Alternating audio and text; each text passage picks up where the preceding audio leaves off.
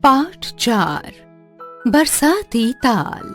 मैंने ये कभी भी नहीं सोचा था कि हमारे घर के पिछवाड़े जो बरसात का पानी जमा होकर ताल सा बन जाता है, उसमें दलदल और कभी कभार भैंसों के सिवाय कुछ और भी होता होगा। मेरे दादाजी ने ही उस ताल के ऐसे पहलुओं से मेरा परिचय करवाया जो प्रकृति ने इतनी सुंदरता से संजो रखे थे। तलैया में रहने वाले जीवों का तो वो पूरा संसार ही था। जब दादाजी ने मुझे पहली बार ताल के संसार से परिचित करवाया, तब हम एक पुराने पीपल के वृक्ष के तले घंटा भर बैठे रहे और पानी पर जमा हरी काई को देखते रहे। दोपहर के स्नान के लिए अभी कोई भैंस पहुंची नहीं थी। ताल का पानी शांत था। पहले 10 मिनट तो हमें कुछ नहीं दिखा। फिर एक छोटा सा काला धब्बा पानी के बीचों बीच प्रकट हुआ। जब वो धीरे धीरे ऊपर उठा तो हमने देखा कि एक मेंढक अपना सिर उठाए बड़ी बड़ी आंखों से हमारी ओर घूर रहा था। शायद वो देख रहा था कि हम दोस्त हैं या दुश्मन। उसने अपना शरीर पानी के अंदर ही रखा। उसे भय था कि उसका जानी दुश्मन कोई बगुला उसे ढूंढ न रहा हो। जब उसे विश्वास हो गया कि हम बगुले नहीं हैं, तो उसने ये समाचार पानी के अंदर अपने मित्रों और पड़ोसियों को दिया। देखते ही देखते कई सिर और आंखें पानी के ऊपर दिखने लगे। उनके गले फूल रहे थे। अगले ही पल टर टर टर का राग छिड़ गया। वृक्ष के पास जहाँ पानी कम था, वहाँ हमें एक छाया से दिखी। जब हमने उसे अपनी लकड़ी से छुआ तो वहाँ हजारों छोटे छोटे नन्हे मेंढक जीवित हो उठे और एक दूसरे को धकियाने लगे। मैंने दादाजी से पूछा, ये खाते क्या हैं? दादाजी ने जवाब दिया, ये एक दूसरे को ही खाते हैं। ये सुनने में बुरा लगता है, परंतु ये इतनी तादाद में पैदा होते हैं कि यदि ये सारे मेंढक बन जाएं, तो यहाँ से हमारे घर तक मेंढक ही मेंढक भर जाएंगे। इनके शोर से तो दादी माँ पागल हो जाएगी। मैंने कहा। दादाजी सहमत हो गए। अब मैं ताल पर अपने आप जाने लगा। मैं अपने जूते उतार कर कीचड़ वाले पानी में चला जाता था। तब तक चलता जाता जब तक पानी मेरे घुटनों तक न आ जाए।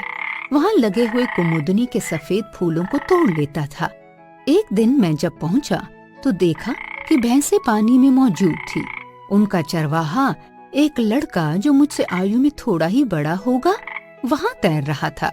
वो किनारे पर न लौटकर पास की किसी भैंस की पीठ पर चढ़ जाता और अपने सांवले शरीर से भैंस के ऊपर लेटकर गाने लग जाता। जब लड़के ने मुझे देखा कि मैं उसकी ओर घूर रहा हूँ, तो वो मुस्कुराया। उसके सफेद दांत सांवले चेहरे में से चमक रहे थे।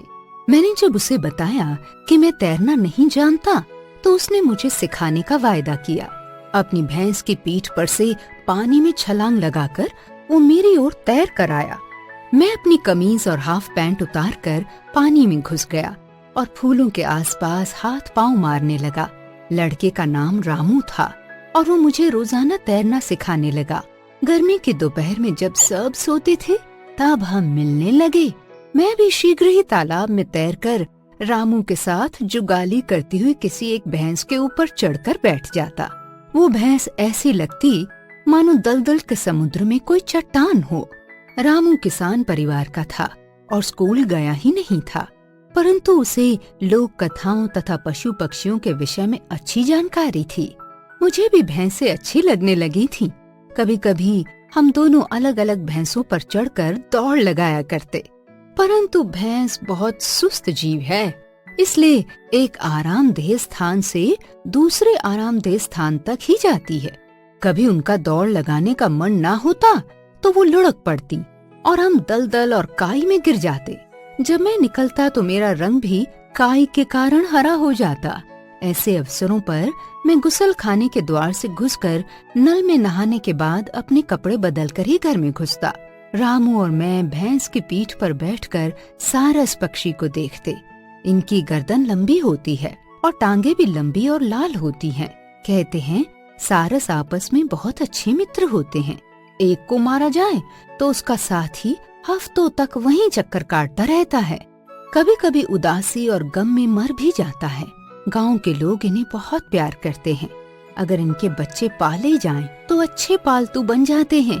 मेरे दादाजी ने कभी कोई सारस नहीं पाला, परंतु उन्होंने बताया कि ये पालतू कुत्ते जितने ही वफादार होते हैं, अगर कोई इन्हें छेड़े तो ये भोंपू की तरह आवाज करते हैं। मुझे हमेशा यही लगता कि रामू और मेरे दादाजी दोनों की राय में पशुओं और पक्षियों से हमें अच्छा व्यवहार करना चाहिए और उन्हें मारना नहीं चाहिए। दादाजी अक्सर कहते थे, हमें सदैव इनका आदर करना चाहिए और पृथ्वी पर इनके जीवित रहने के अधिकार को मान्यता देनी चाहिए। अब तो हर जगह इनका रहना दिन पर दिन मुश्किल होता जा रहा है, क्योंकि हम लोग जंगलों का सर्वनाश कर रहे हैं। पशु पक्षियों को तो वृक्षों के न रहने पर अपना स्थान भी बदलना पड़ता है। रामू और मैंने कई गर्म दोपहरियां इसी तालाब पर बिताई। हमारी मित्रता को केवल वे भैंसे, मेंढक और सारस ही पहचानते थे। उन्होंने हमें अपने संसार का हिस्सा मान लिया था। उनका संसार वही दलदल भरा आरामदायक ताल था। जब मैं वहां से चला आया तो उन साथियों और रामू ने यही समझा होगा कि मैं पक्षियों की तरह एक दिन फिर लौट आऊंगा। Ruskin bond.